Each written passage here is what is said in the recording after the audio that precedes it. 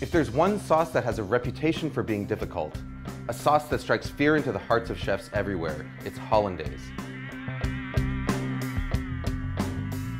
Now hollandaise, just like mayonnaise, is a fat and water emulsion. Normally when you mix together fat and water, the fat's going to separate and float on top of the water in a greasy layer. But the key to a successful emulsion is to break that fat up into droplets so tiny that they stay evenly dispersed, causing the liquid to thicken and turn opaque.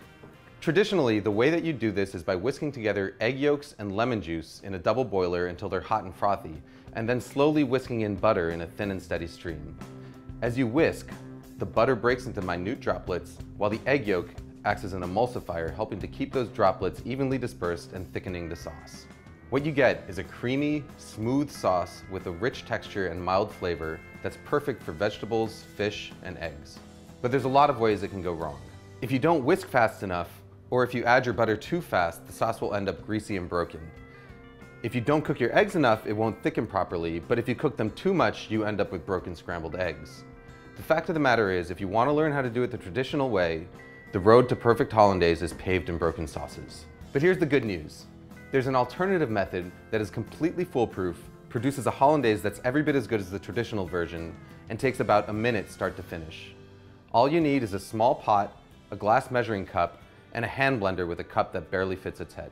We start by combining an egg yolk, a teaspoon of water, a teaspoon of lemon juice, and a pinch of salt in the bottom of a blender cup. Next, we melt a stick of butter on the stovetop until it's completely hot and bubbling. It should register about 220 degrees Fahrenheit with an instant read thermometer. Pour that butter into a glass measuring cup. Now all we've got to do is stick the hand blender into the cup, start it running, and then slowly drizzle in our butter. As the hot butter hits the eggs, they start to cook. By the time you've added all of your butter, about 30 seconds later, the eggs are fully cooked and you've got a smooth, creamy, hot hollandaise sauce that is completely indistinguishable from one made using the traditional whisking method. Hollandaise is at its best right when you make it, but if you want to store it, your best bet is to keep it in a small, lidded pot in a warm spot somewhere near your stove. Just make sure that you use it within a couple of hours. Food Lab signing out.